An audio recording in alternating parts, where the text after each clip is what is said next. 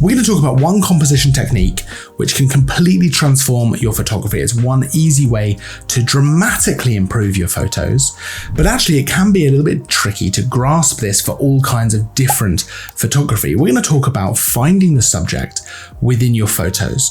Now, obviously this is very easy for some kinds of photography. So portrait photography, for example, very straightforward. You obviously have a very easy, obvious subject within your photo. It's whoever you're taking a portrait of.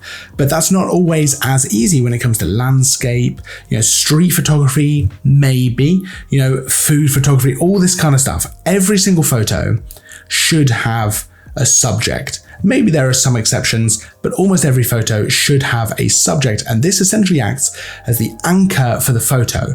It's the natural resting point for the eye when it comes to looking at the photo, of the viewer who is actually looking at the photo. Now, we've talked about this before with landscape, but it's definitely true of all kinds of photography. So let's start off by talking about portrait, for example, because it's the easiest one. With portrait, you've got your subject. Now you just need to think about how you're going to compose the photo, where you're going to place them in the frame. Are you going to frame them with some sort of foreground element which frames your subject, background elements, what are you going to use, depth of field, all that kind of stuff. Portrait is nice and easy. You've got the subject, and normally, depending on how close the portrait is, the eyes are going to be the resting point of the photo. That's going to be the kind of anchor for the whole photo. It's going to be where the viewer will look when they're looking around the photo.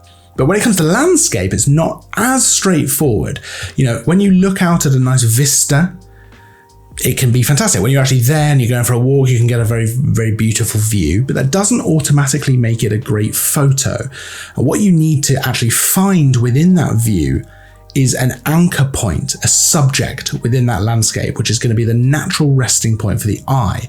You can have other interesting elements around the photo, but the viewer needs to have a place that the eye can naturally rest. So this photo, for example, the natural resting place, the anchor, is the lighthouse. Now, I talked about this before with landscape, so I won't spend too long on landscape, but for example, here it's the rocks, and then you can look at the cliffs, and you can look at the sky and look around at the water, but the rocks act as a natural resting place for the eye.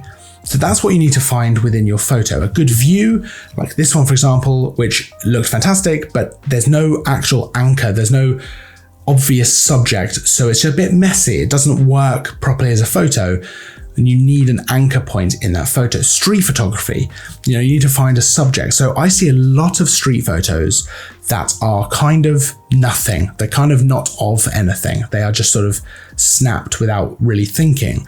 And with street photography in particular, I think there always needs to be a subject, right? So whether it's a person, whether it's an animal, an object, whatever it is, even light can work as a good subject for your photo. So for example, looking down this kind of construction work and there's a person actually walking. So that works as a good sort of subject. For example, this person playing an instrument works as a good subject. It's a natural resting place for the eye to go to when looking at the photo. This person's serving out food. But what about if there's not an obvious subject? What can you do? Well, there's lots of things that you can do with composition, leading lines to lead you to an area of a photo. This photo, for example, I don't feel it has an obvious subject, but I feel like it's more just the end of this kind of path. And I've actually emphasized that in my editing as well. I've popped a radial filter in Lightroom around the end of the path. I've darkened everything around it. So almost given a bit of a really full-on vignette around the end of this path, and then I've brightened the end so that is the most kind of obvious part of the photo to look at. It works as the anchor point. Often you can find the brightest point of the photo and use that as the anchor point. This photo, I've done the exact same thing. I've made it so that the end of this path down these kind of trees and bushes and all that down the sides, the end of the path works as the anchor point, the kind of natural resting place for the eye, because I've brightened it and I've darkened everything else so that I've made that the subject. There wasn't an obvious subject when I took the photo, but I knew I was going to do that when I got into editing. Another way that you can specifically dictate what the subject of the photo is going to be is by focusing on that specific thing and using a shallower depth of field. That's going to give you a bit of separation between the subject and everything else. So with this food photography, for example, one part is in focus where everything else kind of drifts just a little bit out of focus, so you know where that anchor point is, where the natural resting place for the eye is.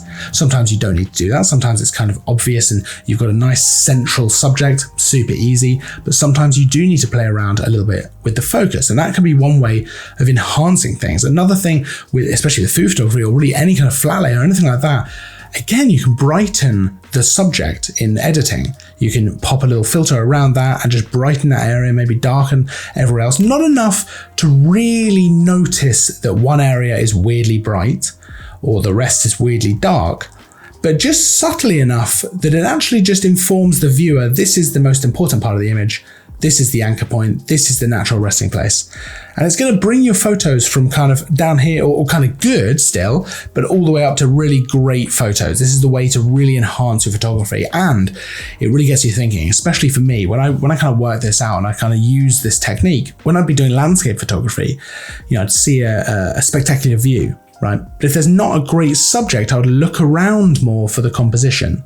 You know, I'd try and see how am I going to find a subject within this landscape, within this view, because just a normal view does not automatically make a great photograph, right? Just even if it's a fantastic view, it doesn't automatically make a great photograph. There needs to be some kind of subject in there, something to pull the viewer in. Now, that's just a very quick composition technique that you can use to instantly improve your photos. We're going to go over some more composition techniques in the next video, or at least depending on when you watch this, one of the next videos that's coming up.